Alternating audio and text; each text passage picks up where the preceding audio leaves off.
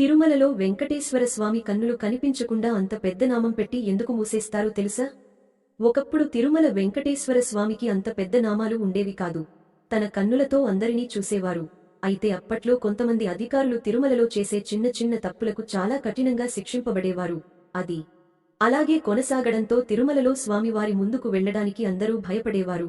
దాంతో అక్కడ అర్చక బృందం స్వామివారి కళ్ల ముందు జరిగే పాపాలను కఠినంగా శిక్షిస్తారు అని భావించి స్వామివారి ఆగ్రహాన్ని చల్లార్చడానికి నామంలో కొంచెం కర్పూరం కలిపి ఆ నామన్నే వెడల్పుగా పెట్టి స్వామివారి కన్నులను మూసేశారు.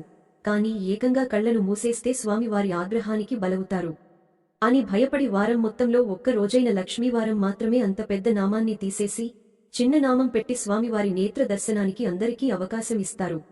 అదే రోజు స్వామివారి ఆభరణాలు అలంకరణ తీసేసి స్వామివారి శరీరాన్ని నిజరూప దర్శనం చేసుకునే భాగ్యాన్ని భక్తులకు కల్పిస్తారు. ఆ విధానమే ఇప్పటికే కొనసాగుతుంది. మీరు ఎప్పుడైనా నిజరూప దర్శనం చేసుకున్నారా? కామెంట్ చేసి అందరూ చెప్పండి. గోవిందా గోవిందా.